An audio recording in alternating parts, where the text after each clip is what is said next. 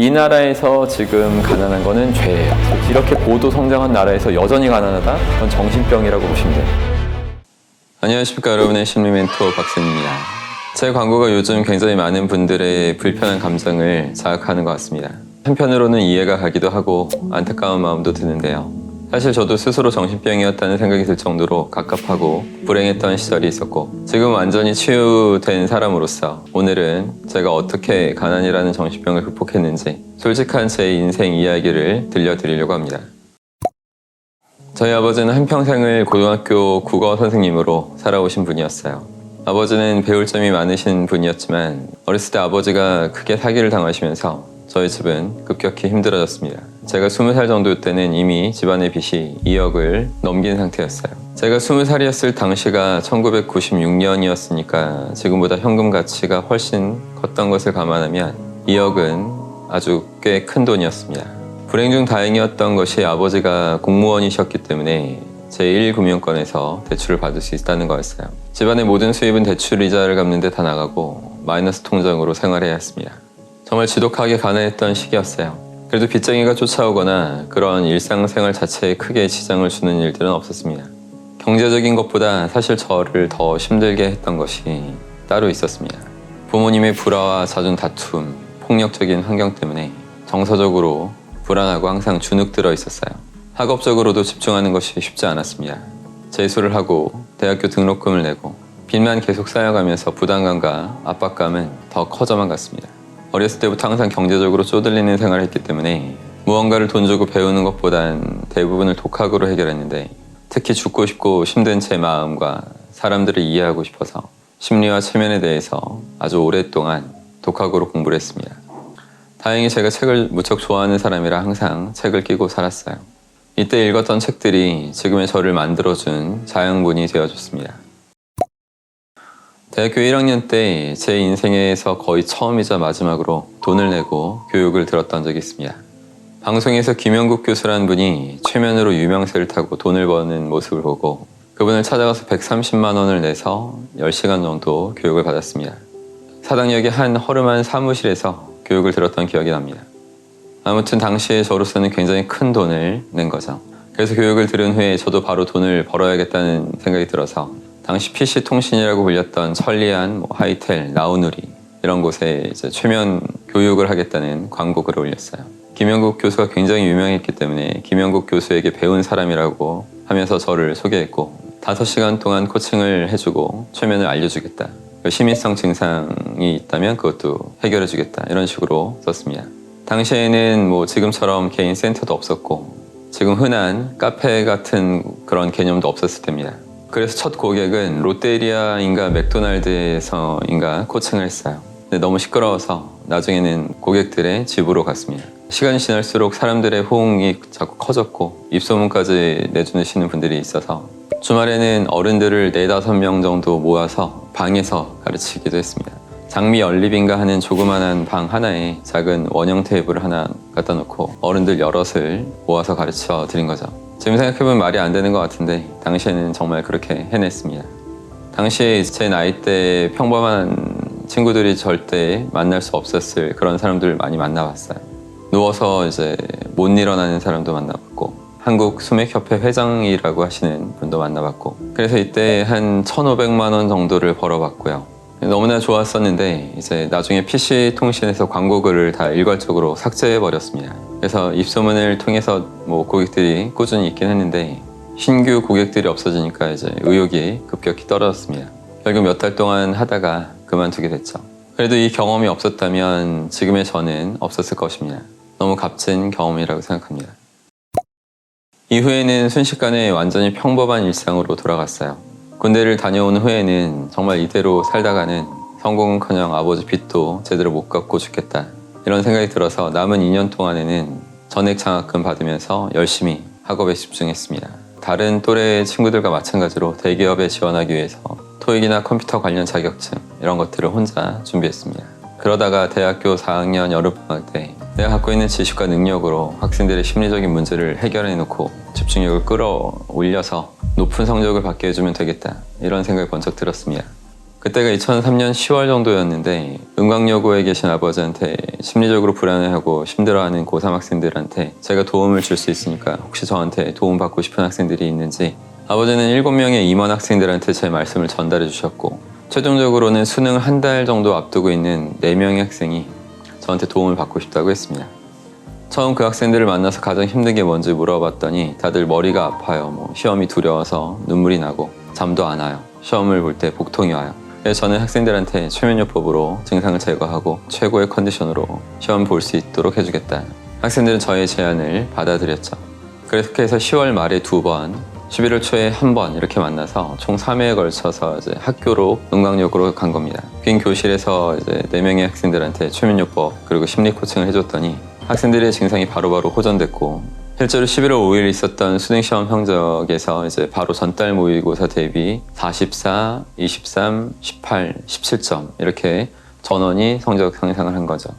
결과적으로 4명의 학생들 중에 1명이 서울대, 2명은 이화여대, 그리고 44점 최대로 성적 올랐던 학생이 성신여대에 합격했습니다.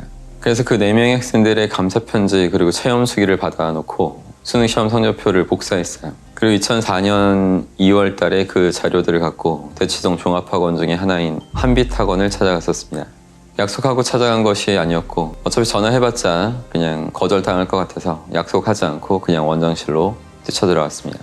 우연인지 필연인지 2004년 당시 최고의 명문기숙학원이었던 등용문에 한상희 부원장님이 원장님실에 같이 계셨던 거죠. 두 원장님한테 제가 4명의 학생들을 어떻게 도와주었는지 그 증거 자료들을 보여주면서 상세하게 열심히 설명을 드렸어요. 한상희 원장님은 이런 시민성 증상들은 정신과 의사가 약으로도 못 고치는데 이런 것을 약도 없이 바로 제거하고 성적 향상을 이루게 한 것이 놀랍다라고 하셨습니다.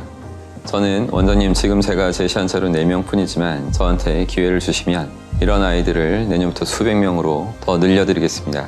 그렇게 등용문을 시작으로 저는 수도권 유명 대입 기숙학원들 대부분을 다 찾아가면서 결국 수업을 다 하도록 만들었습니다.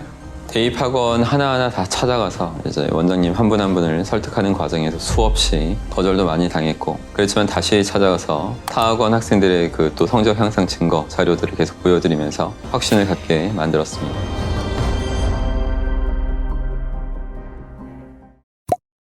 (2004년부터) 강의했던 학원들이다 보니까 지금 문을 닫고 사라진 학원도 많고 학원 이름과 경진이 달라진 곳도 많습니다. 세월이 많이 흐른 만큼 대입 기숙학원계의 흥망성쇠를 가장 가까이서 보고 경험했죠. 이때 제 나이가 28살이었고 당시만 해도 지금보다 더 학력을 우선시하는 분위기가 강했기 때문에 대학원에서 석사 과정을 병행하면서 학원장님들한테 어필하는 게 좋겠다는 생각이 들었습니다.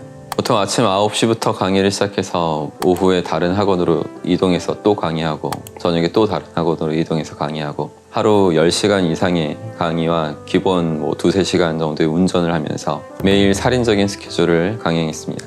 2004년도부터 심리 수업을 시작해서 첫 해에는 한 500명 정도 제자가 있었고 해마다 엄청나게 늘었고 평균적으로 한 2,000명 정도 해마다 그 정도에서 총 3만 명이 넘는 학생들을 상담하면서 시민성 문제를 해결하고 성적을 엄청나게 높여주는 그런 일을 계속 해왔던 겁니다.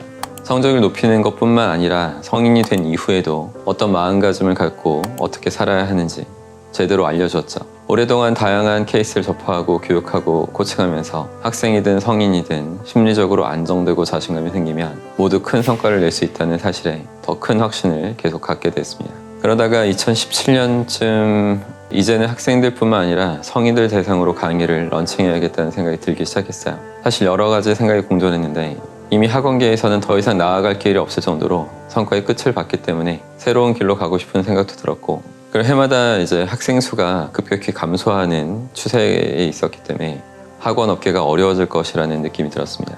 동시에 그때는 제 소문을 듣고 코칭을 의뢰하는 성인들도 점점 늘어나고 있는 추세였습니다. 그래서 성인 대상의 강의를 본격적으로 하기 위해서 분당 순회동의 센터를 더 크게 열었습니다. 여러분들이 지금 보고 계신 이 박스니 마인드 코칭 유튜브 채널은 2019년도에 시작했어요.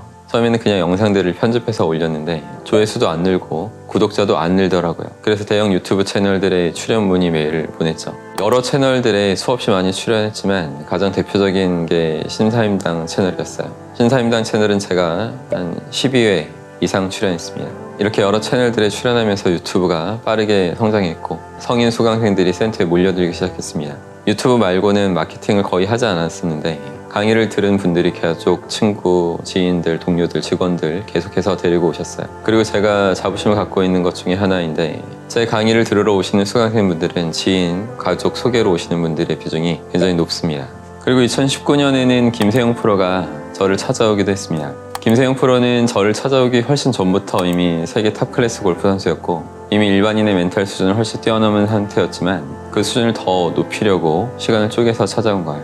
김세용 프로는 6시간 정도 저한테 코칭을 받았고 결과적으로 김세용 프로는 코칭 직후에 있었던 CME 그룹 투어 챔피언십에서 우승을 했습니다. 또 2020년에는 메이저 대회 연속 2연패를 했고 LPGA 최고 소득을 올리는 선수가 됐죠. 2019년부터는 전국에서 수강생분들이 계속 찾아오시면서 현재 강남 센터로 확장 이전을 하게 됐습니다. 이때를 기점으로 학원업계와는 좀 떨어져서 완전히 독립적인 사업체로 자리를 잡을 수 있었죠. 2020년에는 다들 아시다시피 코로나가 터졌죠.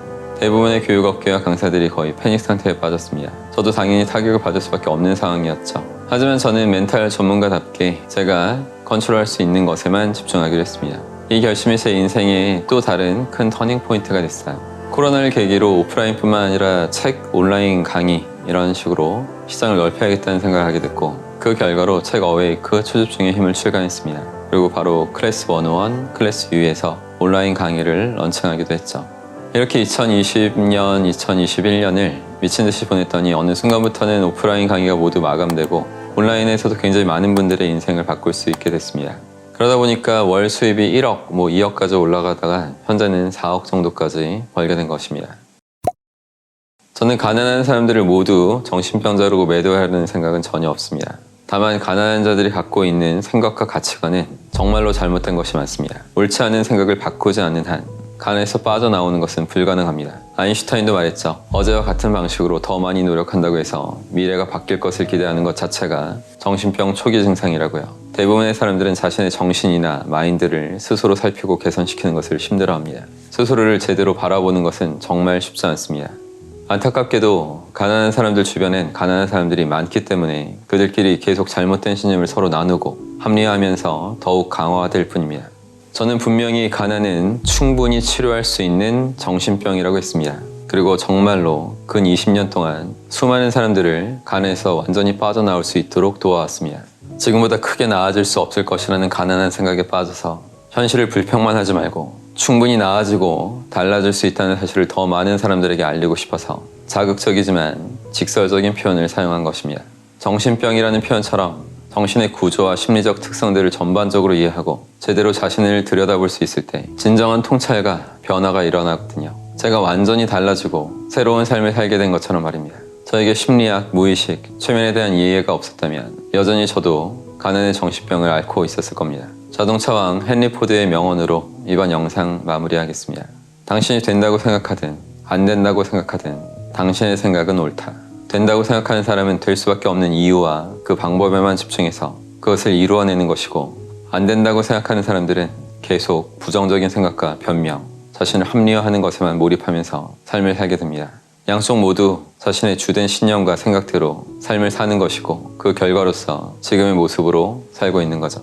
인간은 자신의 생각대로 삽니다. 그래서 부자가 되려면 반드시 인간의 정신과 무의식에 대해서 제대로 알고 행동해야 합니다. 그래야 무의식적인 모든 생각들이 달라지고 마인드가 바뀌고 삶이 달라질 수 있습니다. 가난에서 벗어나려면 가난의 집중을 뺏길 것이 아니라 풍요로움에 집중할 수 있어야만 하는 것이죠. 이를 위해 필요한 모든 지식과 방법들을 제 유튜브와 강의에 다 풀어놓고 있으니 많은 분들이 나눌 수 있으면 좋겠습니다. 요즘 제가 화제의 중심이 되어서 악플도 많이 보지만 그만큼 많은 분들께 알려준다는 의미니까 다행이라는 생각도 듭니다. 더 많은 분들이 가난이란 정신적인 병에서 완전히 깨어나서 더 행복한 삶을 만들어 나가시면 좋겠습니다.